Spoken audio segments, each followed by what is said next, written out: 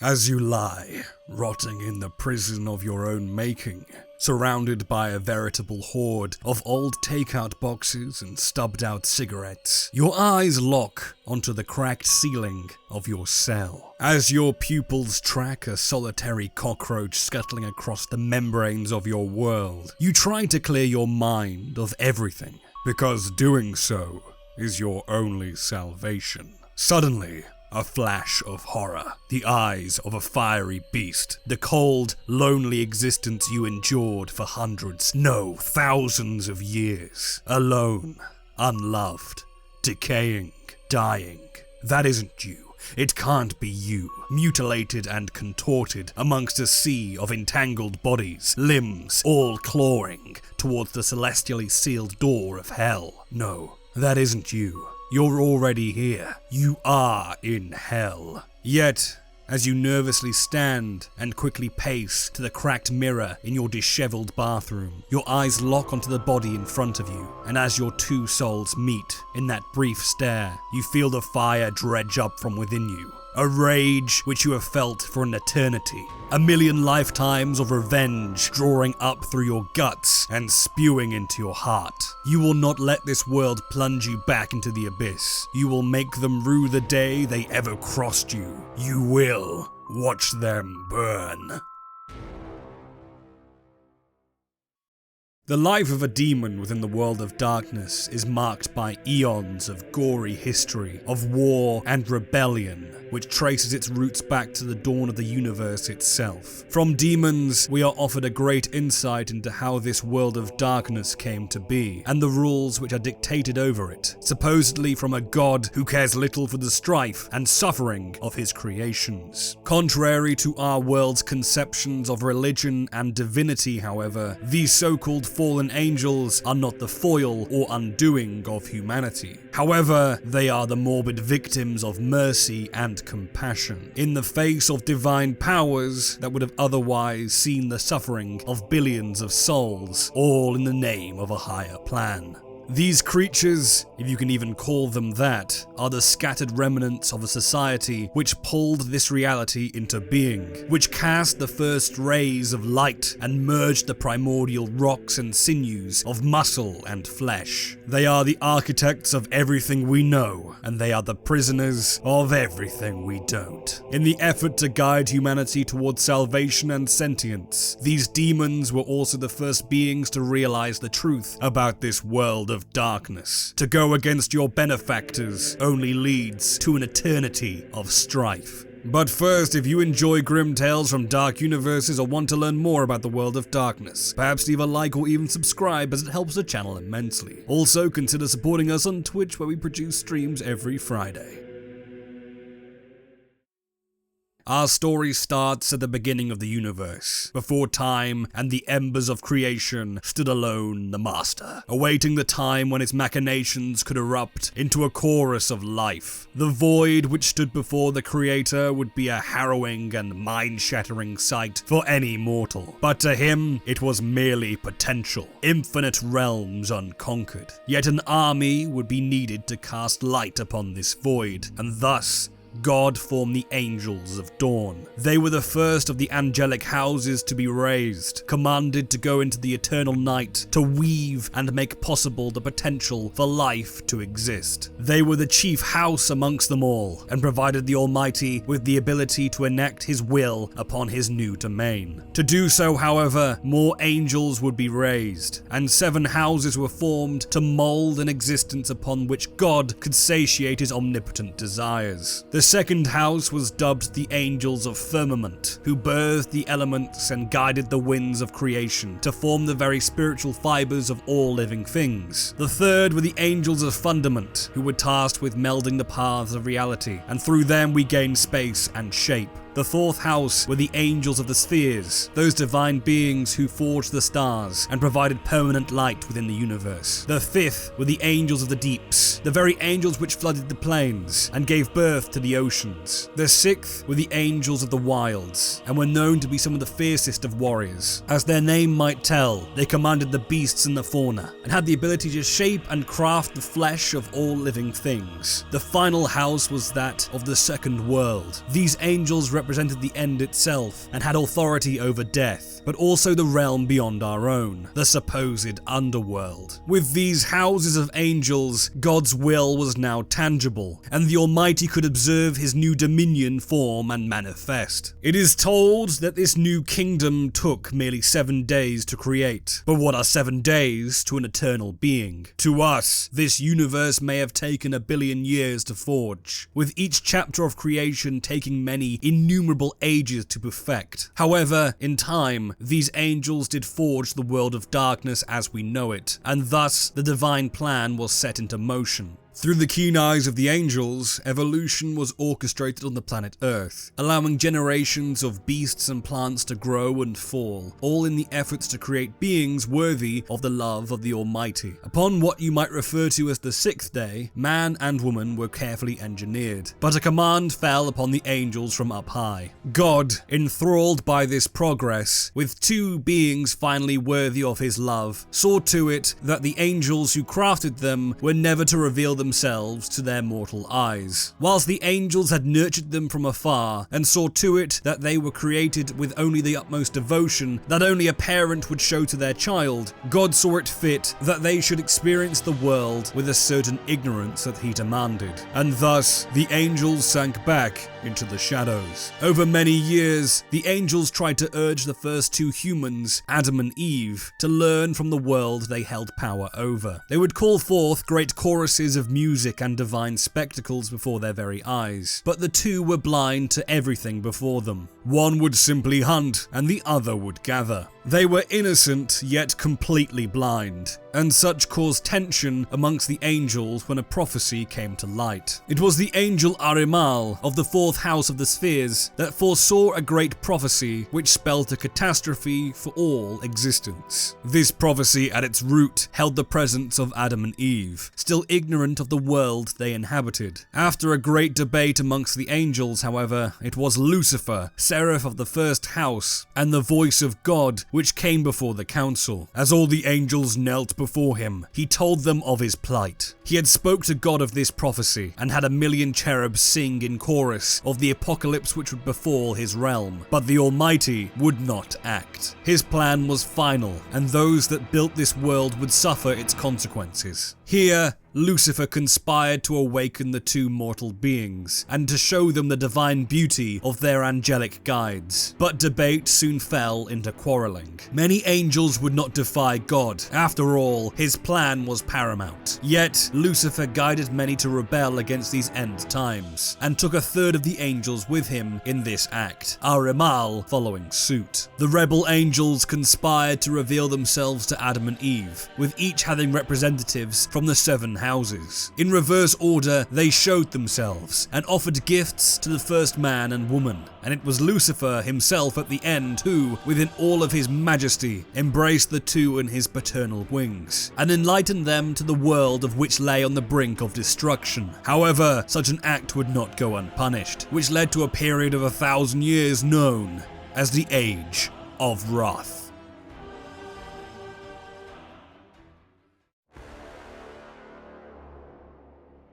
The first proclamation given to the newly dubbed fallen was by the angel Michael, the new voice of God and the wielder of his flaming sword. He called for the fallen angels to surrender to the Almighty, to be given mercy, and to return to their master. Yet such was clear. If they entered into the light of God, the mercy they were provided was a swift end of their eternal existence, like simply blowing out the flame of a candle. Lucifer stood his ground and provided a weapon to battle Michael. He quickly showed how skilled he was, even against the wielder of the flaming sword. His experience was unparalleled, and whilst neither angel landed a hit, for violence and murder was not yet even a concept, Lucifer showed that his flaming blade could not even breach his most outer of defenses. Michael was defeated, and both combatants withdrew. Yet at this time, humanity had multiplied over the years this silent war had been raging. His parting word to the angels and the dawn of human society was simple: let all who obey come forth. And thus, some did, for it was the first child of Adam and Eve, the young Abel, which followed him towards the path of God, and saw the boy devote his short life, all at the behest of a figure we know all too well: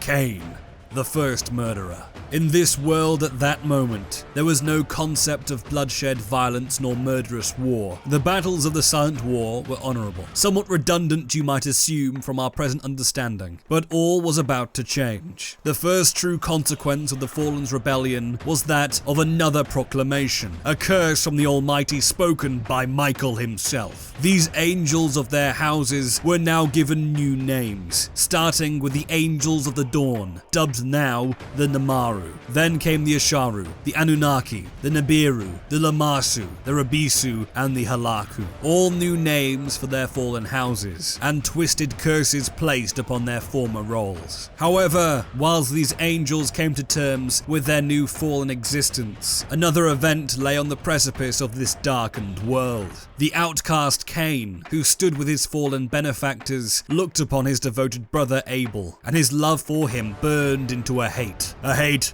as strong as his love. And the rest is a story of which I'm sure you know too well.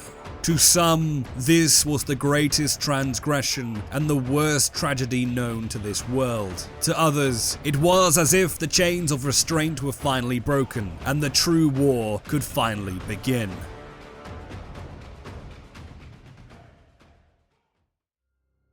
After the fall and the awakening of Adam and Eve, God's wrath was wrought upon the world. Eden was destroyed, and the cracked earth of this new world would now be painted with the blood of soldiers and innocents alike. A great darkness befell the land, and the true horrors were about to unearth. In the camps of the rebel fallen, Lucifer composed a new world order, firstly forming what would then be known as the Crimson Legion. The former seraph's philosophy was that of compassion and sympathy towards the mortals who roamed the earth, whether loyal to God or not. Lucifer formed 5 of these legions and entrusted an archduke to enact his will under their command. But such a sentiment was not shared equally amongst the fallen. The Ebon and Silver Legions, led by Archdukes Abaddon and Asmodeus, were 2 such examples where the Fallen did not agree on humanity's draw to the light. In fact, some believed that those mortals who were entranced by the Almighty were considered lost, and therefore were ripe for execution, or perhaps even worse, a life of perpetual enslavement. It would be at the siege of a settlement known as Sargun, where the true monstrosity of the Fallen would reveal itself. Empowered by the acts of the first murderer, the bloodthirsty Ebon Legion marched towards the gates of the loyal civilization of Sargun, a place of worshippers of the Almighty. Upon their march, any settlers they came across were violently dispatched by flame and sword, rendering many limb from limb in gross acts of sheer brutality. Those that were unlucky enough to surrender were enslaved into their demonic overlord's service. But the worst was yet to happen.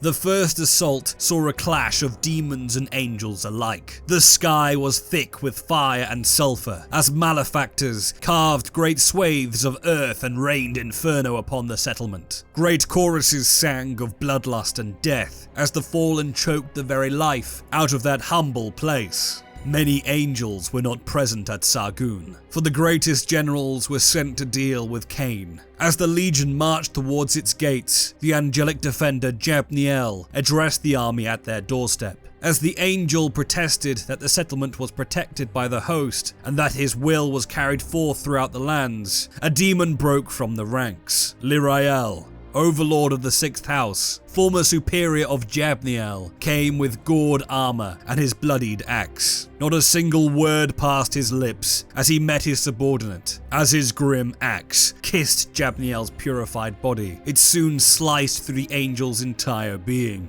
And just like that, the poor defender's existence was snuffed from the universe. Emboldened by the sight of this brutal exchange, the demons cried forth from the ranks of the Ebon Legion and stormed forth towards the gates. Angels poured out to meet a final defense, but such was horrifyingly futile. By night, 2/3 of the angels were slaughtered, with Jabniel's name lost to the universe itself. The settlement was consumed by fire and wrath, and only ruin was left in its place. When Lucifer came across this sight, the utter despair shattered his soul. The former seraph spoke with Abaddon about his transgressions, and such only ended in the fracturing of the fallen legions. Lucifer would not stand by those that wished to wreak evil across the lands, but such acts never ceased. Within this age of wrath, many civilizations and great demonic bastions were erected to defend their conquered territory. The legions fought hard against the powers of heaven to cling on to the cursed earth beneath them, yet all good things must come to an end. The angels of the Almighty struck major offenses on the mighty citadels and cities of demon rule. It was finally the great black cathedral of Gehinnom, Lucifer's own domain, which fell to the might of the archangel Michael, and after 40 days and 40 nights of holding the walls, the siege ended in the final days of the fallen. The morning star, Lucifer, was to be entwined in mighty chains of flame, but as he knelt, he did not bow his head. He looked towards the skies, as if to challenge the Creator once more, but his presence was not seen nor felt. The fallen were judged by the Ophanim, great beings of eyes and light, and vast swathes of demons were sent down to the abyss, a prison specially forged beneath the lands of the undead. The gates of hell were opened but for a moment, to accept the many prisoners of a war which had raged across time and space. Once the gates were closed, the once proud angels were consumed into the dark, unliving pit for all eternity. Yet whilst their millions of souls writhed and groaned in agony, many were biding their time until the day they could strike back against their unloving Creator.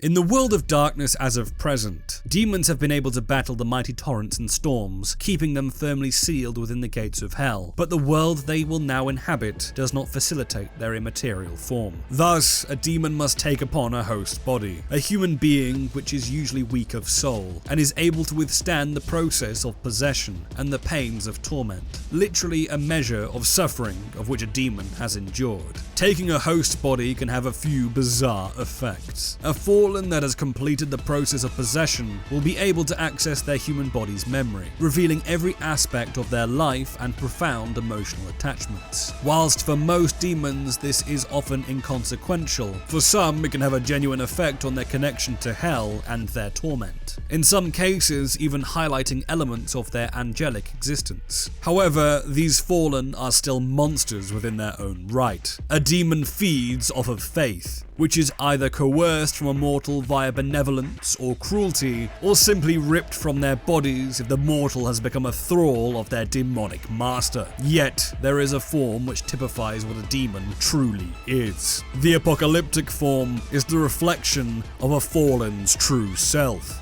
They are empowered with an almost invulnerable corporeal visage and supernatural abilities, but they may also choose to imbue themselves with angelic or horrifyingly demonic traits, depending on how high or low their torment is. These forms can be overwhelming when showcased to a human, especially if they are of high faith. They can result in swathes of people bowing down and calling upon the Almighty for forgiveness, or simply causing them to flee in mass panic, condemned to forget every instance that they had just perceived. There are many apocalyptic forms a demon can take, depending on their fallen house, and such is similar with their supernatural abilities, similar to disciplines known as laws, which are the remnants of their Elohim powers. Demons are perhaps the most interesting phenomena known to the world of darkness. Their history is ingrained in the fabric of this world, yet they are the spirit which continues to defy their omnipotent overlord. And one day, perhaps this world will once more know a time of wrath, war, and divine fury, if these so-called demons rise to battle once more.